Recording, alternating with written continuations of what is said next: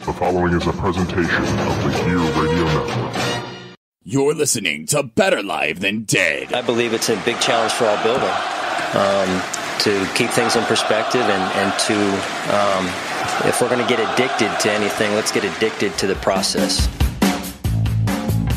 And with that, we welcome you to Trust the Podcast, episode number 36.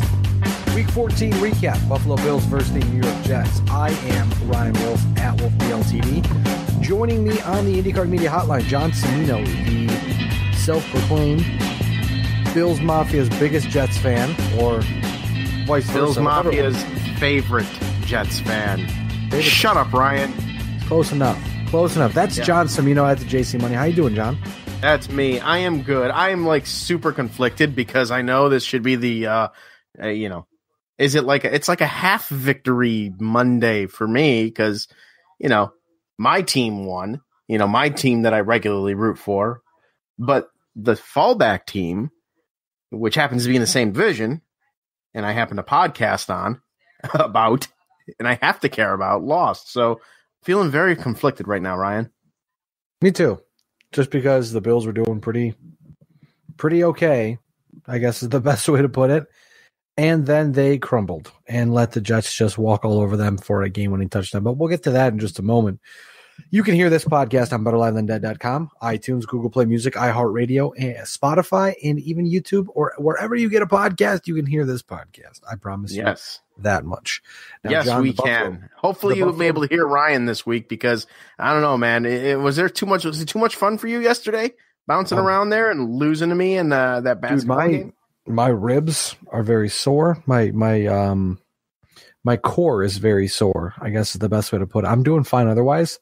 Okay. But it's a little getting up and down is a little strenuous today, but it's all worth it, man. It was a lot of fun. All right, very good. Happy birthday, Delilah. Yeah, absolutely. Happy birthday to the hashtag Death Ray on the tweet bots. Everyone knows about her. I feel like I won that second game of basketball that you scored 98 points in, but I think that machine was probably not the best machine. No, you're starting to sound like Cowboys fans now. But come on now. That machine, it was very easy to get into a rhythm, which was nice. So it was a lot of fun.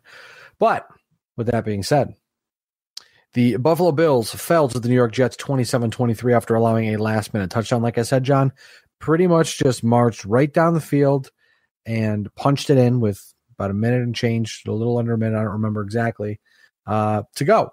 I probably should have the stat sheet up in front of me, but I don't. I have the Trust the Podcast sheet up in front of me. So let me get that out. Indeed you do. I'll see if I can find it here as well. But yes, I would say it was about a minute and 17 seconds was actually. Eli McGuire scored on a 4th and goal run from the 1 with a minute 17 seconds remaining to cap a drive in which Darnold completed 3 of 5 passes for 52 yards.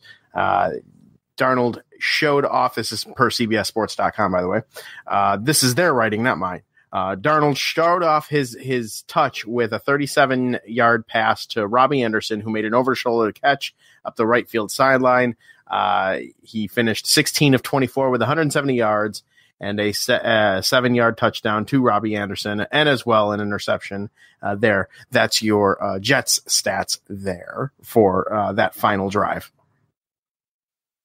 Yeah, looking at it, I mean, honestly, it was just listening to it. It was not from a Bills perspective. It was not great. I don't think the Bills did by any means as good of a job as they could have. But well, hey, the thing was they had the lead. I mean, it was a 14-3 lead, and I'm not going to go ahead and say something, sarcastic or smarmy like Bills blew a 14-3 lead or whatever, because really nobody cared aside from quite frankly the Bills Mafia about this game, because had they won this game, they would still be considered quote unquote in the hunt, if you will.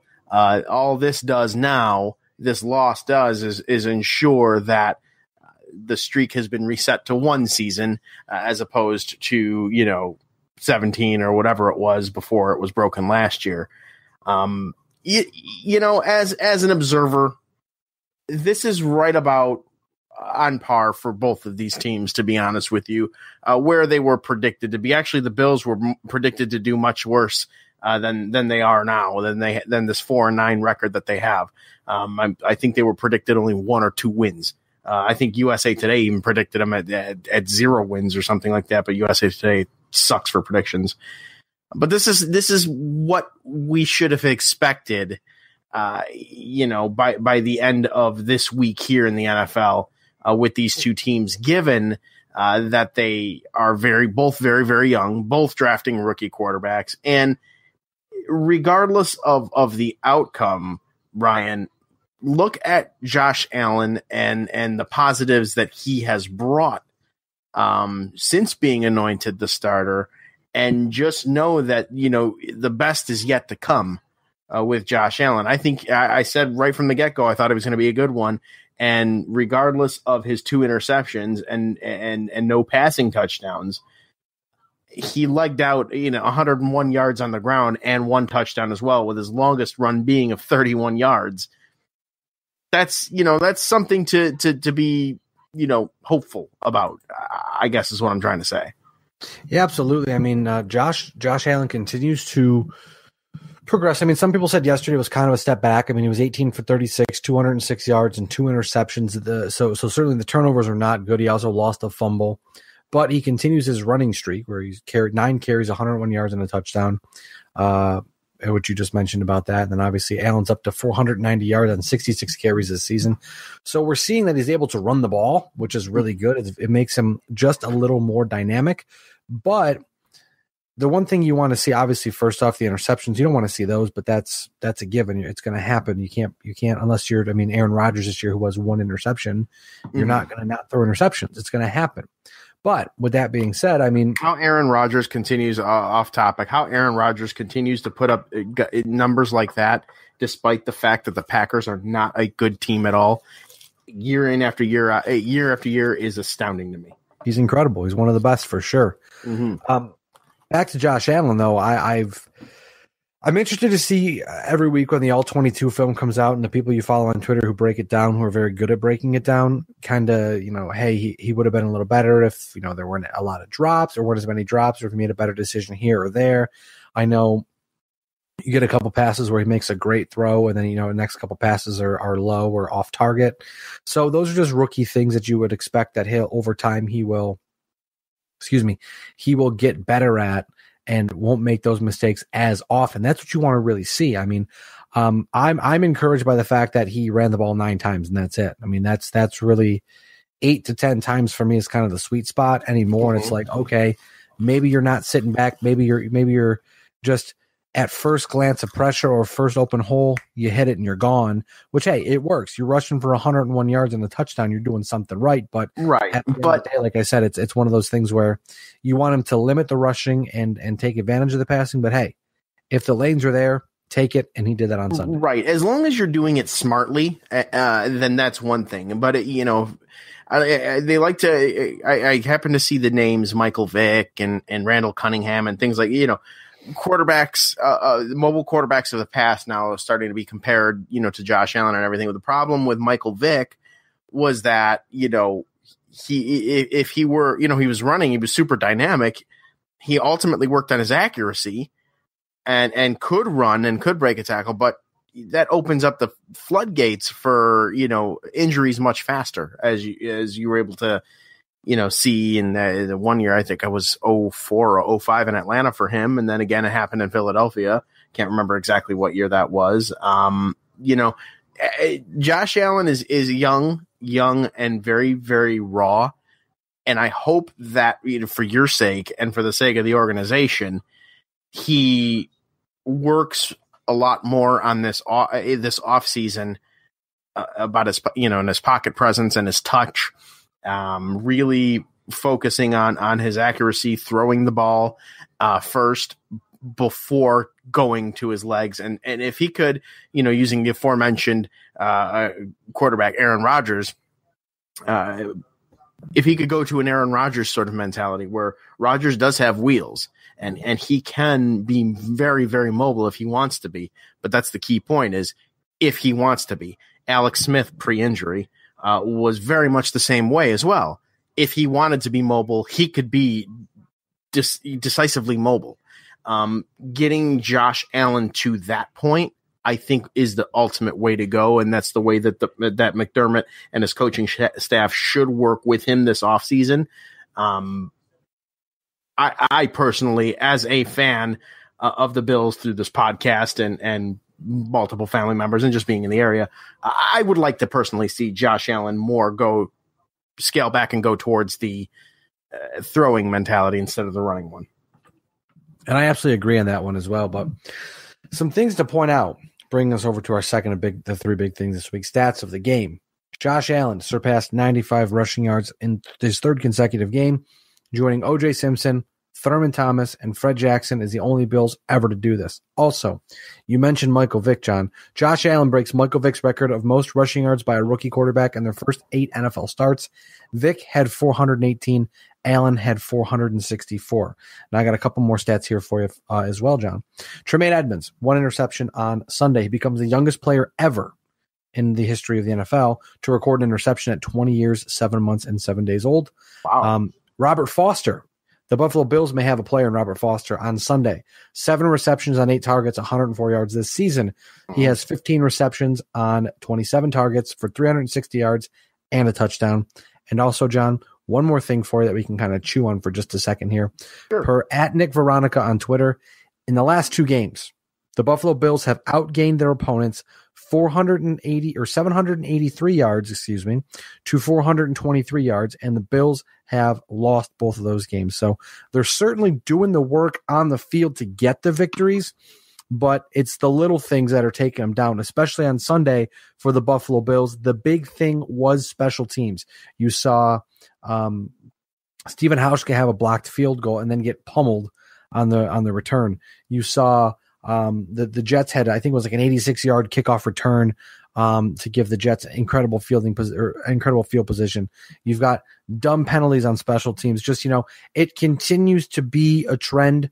The defense is good enough every week. The offense will do what it can when it can, and special teams have just been consistently poor throughout the entire season. I honestly would not be surprised to see a shakeup there. Not this year, just because there's only 3 games left, but certainly this offseason, we may see a shakeup on the special teams side, either coaching and or players, personnel. But certainly the special teams did not help the Buffalo Bills out on Sunday. And like I said, the defense is doing their job, 423 yards in 2 games, and the offense is doing its job, 783 yards in 2 games. But they just can't seem to clinch it and seal it up right at the end, which is one thing also to note too is that the Bills are pretty banged up. They were down to third string running back Marcus Murphy after McCoy was sidelined with a hamstring injury in the first quarter, and Ivory hurt his ankle in the third. So you had Matt Milano carted off the field, the linebacker carted off the field after getting his leg tangled while stopping Darnold at the goal line. I mean, that's kind of tough, especially when you consider, your third string running back with an offensive line that's not really good. And again, I go back to that offensive line because I feel that if it were a little better than it was, maybe Allen wouldn't be running as much as he is, to make plays or whatever. But that's a different story for a different day there. But the Bills just had a lot of little things, as you said, pile up on them. The injuries certainly didn't help. Some of the penalties didn't help. But yes, absolutely, the special teams. That was a huge thing. Blocking that field goal, like you said, and as well allowing Andre Roberts to return 5 kickoffs for 176 yards, and of course, 86 of those 176 yards were that return for a touchdown. So, yeah, there's a lot of little things as well. The special teams, I think, can hold the L for this loss, but you don't discredit the injuries as well. The Bills are pretty banged up. Well, you did mention Matt Milano. He has a broken fibula. He's out for the season. A big loss for the Buffalo Bills defense, but again, a three more games left. So, with you said, you mentioned, John, the Bills are mathematically eliminated from the playoffs. So they're just playing out the season to fight for jobs, which, as we saw with Kelvin Benjamin being cut. We saw Charles Clay's playing time being cut on Sunday. The Buffalo Bills are certainly trying to find out who. I mean, look at. Like I said, Robert Foster. Robert Foster most likely won't be a number one wide receiver for the Buffalo Bills, but you give him the opportunity now to see what he can do. Then you can fit him in a 3 or 4 role next season. But I certainly think we might see a guy like Keith Ford from the practice squad come up. Brian Dable said on Monday that he's a big fan of Keith Ford. He's got a soft spot for him. Maybe we'll see what he can do. As you said, John, with McCoy having a hamstring strain and Chris Ivory also being hurt, they may just say, you know what? I mean, LaShawn McCoy is great. Don't get me wrong. I mean, he left the game Sunday, as we mentioned, hamstring strain, 2 rushes, 1 yard. His quest for 11,000 yards. He's still 26th all time, 5,071 yards, 20 behind a tie for 25th place with Thomas Jones, 10,591 yards. I mean, if they shut Shady McCoy down for this week, next week, the week after, or just he doesn't play again this season, I mean, it is what it is. I'm a big fan of LaShawn McCoy. Do not get me wrong there. But with that being said, you need to evaluate and find out what you have. And if he's hurt, it serves no purpose to go out and say, we're going to put LaShawn McCoy out there, and then he's going to get hurt again. And then you have to play your second or third string running back when you can just bring someone up whom you want to check out and whom you want to get in an NFL game and some NFL action, so you can say, look, we know how he played when the lights were on, when he was on national TV or local TV, because, the Bills games usually are on nationally at this time of the season. But whatever it may be, you put him in a game, you see what he can do, and that's what I'm a big fan of right now, because, look, you've got nothing to lose and all to gain. Like on Sunday with the Jets, the game against the Jets, because, that's what we're talking about. I was a big fan of Todd Bowles going for it, because if you tie the game, what are you going to do? Go to overtime? Who cares? I mean, right now, Bowles is a lame duck at this point, and I think everybody knows that. I think much has been made about him still making rather bonehead moves. He's what was the stat? I think since his first season, which was 10-6 or 9-7, I can't remember. I think it was 10-6. But since then, he's only won 14 games and has lost all the rest. I mean, he's not quite Hugh Jackson bad, but I'm starting to believe that what happened the first year was more of a product of the superstar name talent that was still left there from the Ryan era, and now, even though he has players that are character people, and that was what he was looking for, was character players who want to play the game.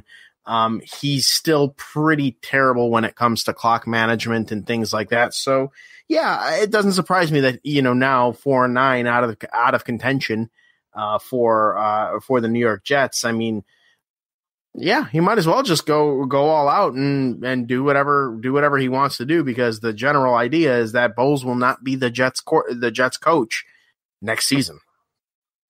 And I don't think, as we've talked about before, even when the Bills don't play the Jets, that's probably not something you're going to be very upset about. And I mean, it's one of those things where they made the leap and they thought that he was the guy, but it turns out he wasn't the guy. And it's not to say that he's a terrible person or a terrible coach. He's a great coach. The players love playing for him. He's just not a great head coach.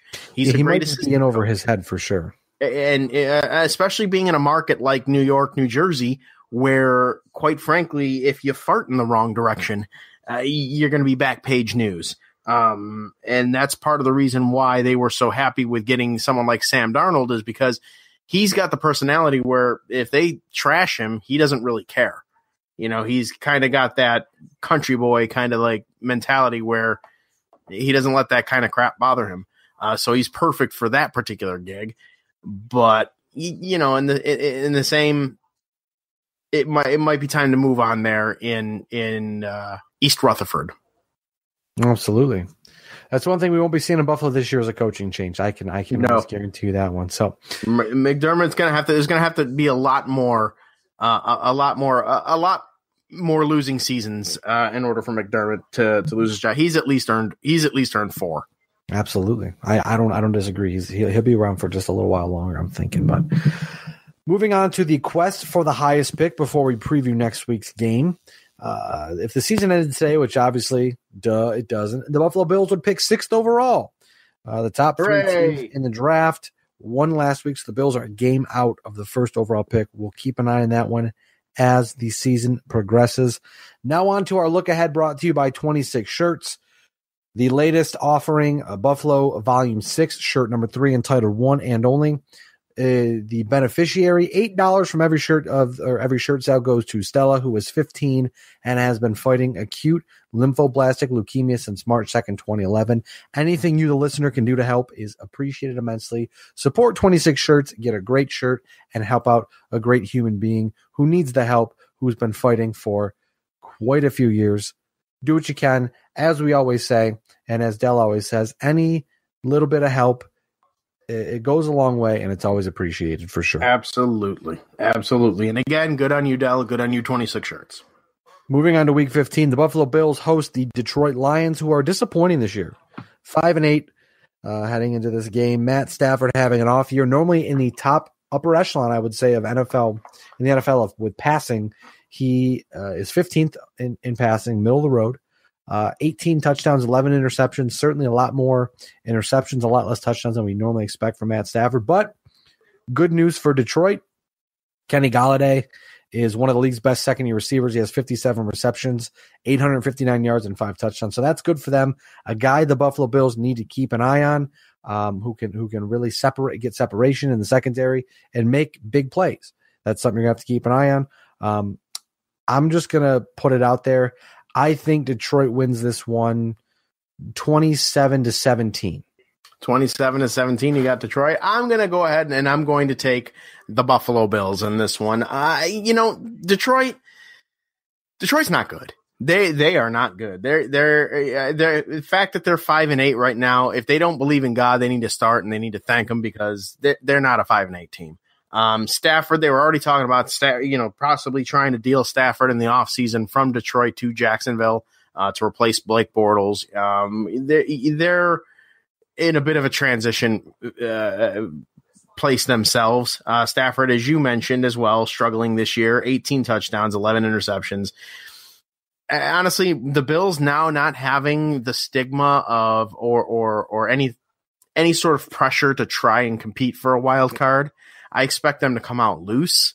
I expect them to come out just kind of, I don't want to necessarily saying not giving an F, but not giving an F. You know what I'm saying? Like, you're going to go out and you're going to play hard.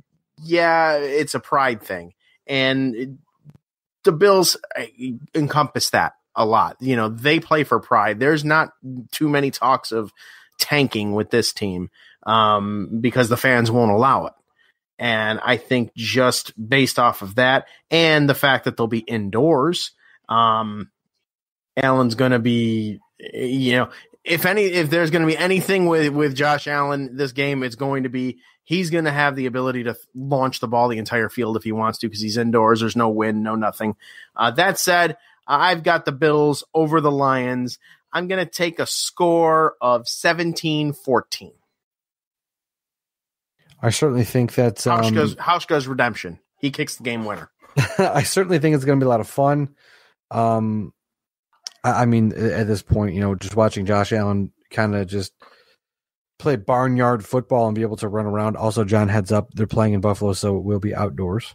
Oh, they're playing. Did I read this out? I read this backwards. You have Buffalo Bills versus Detroit Lions.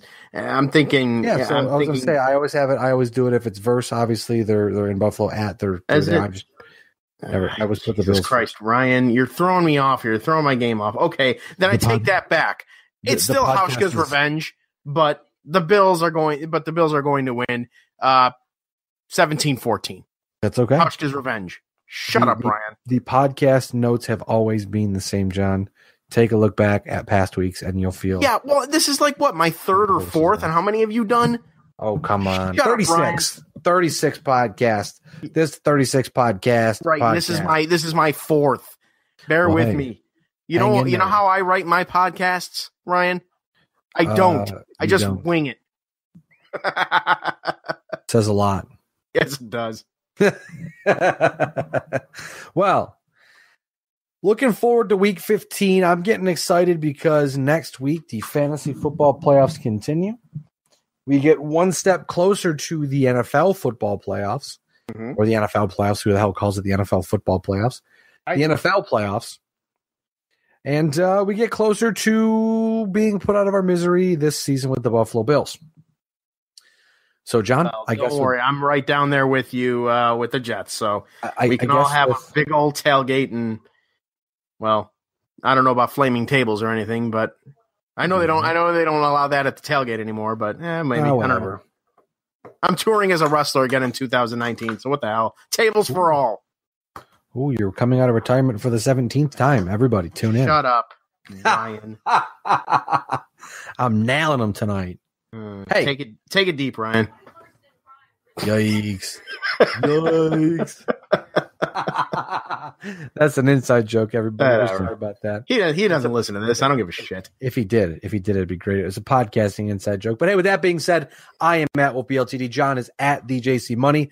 You have been listening to Trust the Podcast. You can hear us everywhere podcasts are heard. Also, shopgear.com for all of your holiday shopping through Amazon, ladies and gentlemen. And I want to say thank you, because you know what? I'm breaking down the wall here. Since I've thrown out the shopgear.com link on this podcast, I have noticed a little bit of an increase in clicks onto the shopgear.com link. So thank you.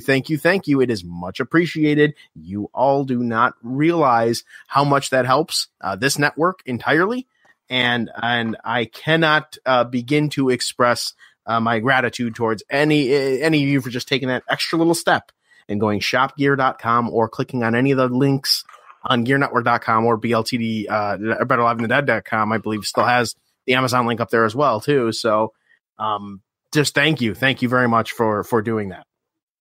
Hey, also real quick, two things. First off, I'm going to throw my mom under the bus real quick. Uh-oh. She said she was buying some from Amazon. I said shopgear.com, and she said, I have an app where I get money back, so I'm going to use it. And I said, you are fired. Also, I bought one of those FOCO BRXLZ. I don't know if there's a way to pronounce it. Logo Burxliz. I don't know. Whatever. It's like 431 pieces, but it's a Buffalo Bills Lego logo. I'm going to try to build it. It's pretty cool. That's cool. It's $20 at the $10 at the JCPenney's. Oh. So I'll tweet about it when I'm done with it if I ever do manage to get it done. But hey, again, with that being said, we are Trust the Podcast. You are not. We will catch you this time, same time, maybe Sunday. Maybe next Sunday we'll do it. I'm not sure. We'll catch you next week sometime. We appreciate you tuning in. Thanks again. Go Bills. Good night now. The preceding presentation has been brought to you by the Gear Network.